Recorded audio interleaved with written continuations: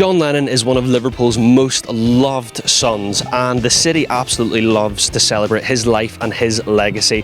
Now today we are in for a treat. We're going to be going on a bit of a tour around the city centre to find out a bit more about his story, and I'm joined by a man that's more qualified than most. That is Dale Roberts, social media manager and head of tours at the Cavern Club. Dale, thanks a lot for doing this today, but I want to ask you first of all, before we embark on this tour, what did you love, or what do you love most about John Lennon? My favourite thing about Lennon is he was a Scouser. He was from Liverpool. There's a very famous quote from John in the anthology which he says, we were just four guys from Liverpool who made it very, very big, that's all, you know. And that's what I love about him. You can come around the city and you can see the legacy he's left just as a person, never mind as the legend of Lennon. You know. Yeah, absolutely. So we're going to go on a tour now, and we're starting at a place that's probably most appropriate. We're starting where it all began, here at the old maternity hospital. So let's kick it off. Tell us a bit about this then. Okay, this is the place where it all began for John. He was born 9th of October 1940. For John, when he was born, it was like anyone else who's in Liverpool who's turning 80 this year. He was born during wartime Britain. His mother was Julia Stanley. His dad was Alf Lennon. Alf wasn't present at the birth of John. He was away at sea. He was in the Navy, well, the Merchant Navy. So for John, his dad wasn't really present, even after his birth, to tell you the truth. But for his mother, she loved John. One of the people who ran to John's birth as well to see John was his Aunt Mimi, who John would later, of course, live with while growing up. Little did they know the legacy and the history that would come from the birth of John Lennon and then, of course, the Beatles. But that's only one stop of a few we've got here in the city centre, so let's go, Dale. We're now on Hope Street and we are right in front of what would have been Liverpool Art School, and I'll let you just take it away, Dale. For John, he didn't have the easiest of childhoods in any way, truthfully. He felt a real sense of abandonment not long after he was born. His father wants to be a part of his life. He made attempts to be part of John's life. John's mother wants to be part of his life. But for John, he would later write songs like Mother, You Had Me, But I Never Had You. You know, real tragic, emotional songs. Because for John, his Aunt Mimi was to take custody of him in number 251 Menlove Avenue in a house called Mendip. It's a really nice suburb in the city of Liverpool. But for John, he felt in some ways so alone and so lonely with such in some ways, a happy childhood at parts, but in other ways quite tragic. For John, he would take solace in trespassing in places like Strawberry Field, you know, which he would later write such a legendary song about. For John, he didn't study well in school. He didn't enjoy school. He wasn't going to leave with the best grades, but for John, he got lucky and he managed to get into the Liverpool Arts College. When he joined the Liverpool Arts College, that's when everything changed for John. He had a better worldview, he had better friends in some ways. He was no longer getting into trouble and mischief that he did as a child. For John, he started hanging around with people like Stuart Sutcliffe. Stuart Sutcliffe would be, of course, legendary, now known as the fifth Beatle. Tragically passed away in Hamburg, but John would live with Stuart Sutcliffe in Gambia Terrace, just around the corner.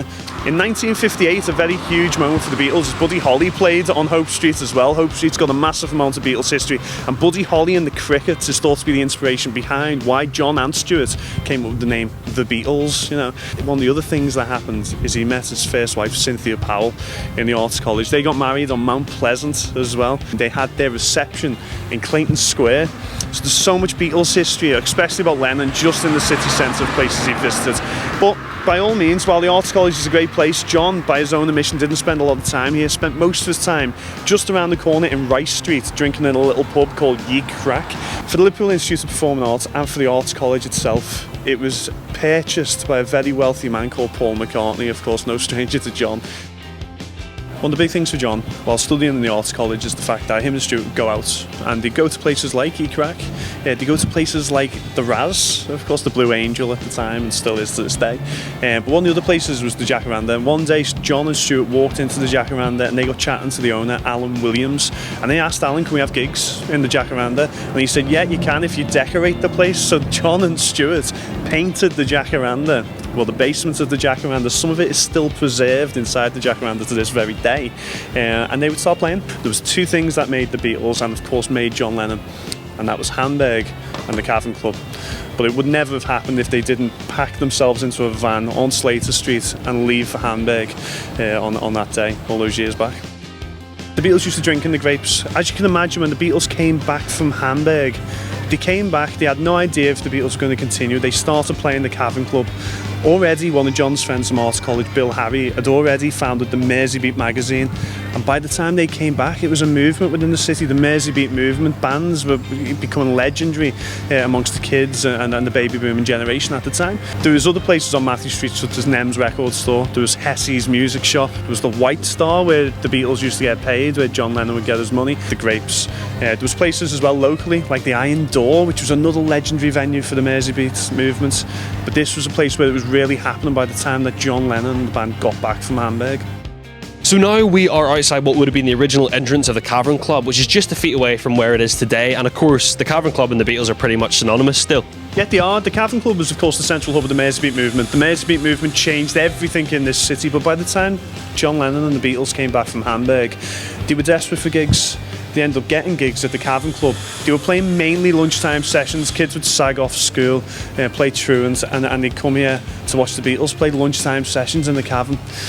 They made the debut at the Cavern Club 9th of February 1961. In the same year, there was such a buzz about them that Brian Epstein, by the 9th of November 1961, the very same year, came to visit them and fell in love with them. He became their manager. He took over the Beatles from Alan Williams, who was kind of officially their first manager.